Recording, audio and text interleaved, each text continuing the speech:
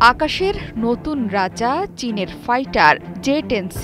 অথচ মাত্র 2 দশক আগেও জে-10C নিয়ে চীনের স্বপ্ন ছিল অলীক কল্পনা। 80-র দশকে নিম্ন আয়ের দেশ চীন এমন একটি বিমানের স্বপ্নই দেখত যা পশ্চিমাদের টেক্কা দেবে। কিন্তু তখন 10 জনের 9 জন নাগরিকই বাস করতেন দারিদ্র্যসীমার নিচে।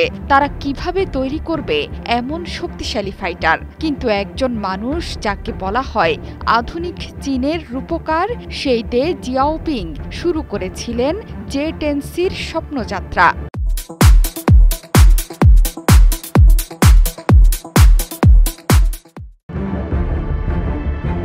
কিন্তু জে-10Cর তৈরির প্রক্রিয়া এত জটিল এবং দীর্ঘ ছিল যে দেং জিয়াওপিং বিমানটির পূর্ণ রূপ দেখে যেতে পারেননি। এই যুদ্ধবিমান তৈরিতে চীনের সময় লেগেছিল 2.5 দশক। এটি এমন এক যুদ্ধবিমান যেটি আকাশ যুদ্ধের পাশাপাশি স্থলভাগে আঘাত হানার ক্ষেত্রেও সমান দক্ষ। 2018 সালে এটি চীনের বিমান বাহিনীতে যুক্ত হয়েছিল। গেল 7 মে ভোররাতে প্রথমবারের মতো সরাসরি যুদ্ধে অংশ নেয় চীনা যুদ্ধবিমান জে-10C। ভারত পাকিস্তানের মধ্যে হওয়া এই আকাশ যুদ্ধকে দ্বিতীয় বিশ্বযুদ্ধের পর সবচেয়ে বড় আকাশ যুদ্ধ বলছেন বিশেষজ্ঞরা। 1990-র দশকে সোভিয়েত ইউনিয়নের পতনের পর রাশিয়ার অর্থনৈতিক মন্দার সুযোগে বেইজিং মস্কোর উন্নত ব্যবস্থা কিনে নেয়, যা জে-10-এর সাফল্যের জন্য অত্যন্ত গুরুত্বপূর্ণ। এর ফলাফল এখন একটি সম্পূর্ণরূপে বিকশিত ইকোসিস্টেম, যেখানে জে-10 সম্পূর্ণ স্বাধীনভাবে তৈরি করা সম্ভব।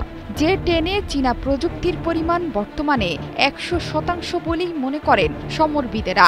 পুরনো জে-7 যুদ্ধবিমান প্রতিস্থাপনের জন্য জে-10 তৈরি হয়েছিল। সে সময় মহাকাশ শিল্পে ব্যাপক বিনিয়োগ করে চীন। অন্য দেশের বিমান নকল না করে উল্টো কৌশল শেখার উপরও গুরুত্ব দেয় বেইজিং। চীনের বাইরে পাকিস্তানের হাতেই শুধুমাত্র আছে জে-10C যুদ্ধবিমান। পাকিস্তান বলছে সেদিন অন্তত 5টি যুদ্ধবিমান ভূপাতিত হয়েছে। এর মধ্যে 3টি ফ্রান্সের নির্মিত রাফাল। এর আগে কখনোই রাফাল ভূপাতিত হয়নি। ভারত সরাসরি স্বীকার না করলেও রাফাল হারানোর কথা নিশ্চিত করেছেন মার্কিন ও ফরাসি কর্মকর্তারা। রাফাল বিশ্বের উন্নত 4.5 প্রজন্মের বিমান হিসেবে পরিচিত। পশ্চিমাদের পরীক্ষিত যুদ্ধবিমানের বিরুদ্ধে জে-10Cর এই প্রথম সফল লড়াই তৈরি করেছে গুরুত্বপূর্ণ মাইলফলক। সামরিক বিশেষজ্ঞরা বলছেন জে-10C এবং রাফালের তুলনা করা এ মুহূর্তে অনেকটা সরলীকরণ হয়ে যাবে, কারণ চীনা যুদ্ধবিমানের কর্মদক্ষতা নিয়ে এখনও সীমিত তথ্য হাতে আছে। এক্ষেত্রে ভারত হয়তো রাফাল যুদ্ধবিমানের ক্ষমতা অতিমূল্যায়ন করেছে কিংবা চীনা যুদ্ধবিমানগুলোকে অবমূল্যায়ন করেছে। আবার এটাও ঘটতে পারে যে পাইলটের অদক্ষতা, অভিযান পরিকল্পনাকারীদের ভুলেও এটি ঘটতে পারে বলে ধারণা করা হচ্ছে। জোহরা চৌধুরী, সেতু, 71।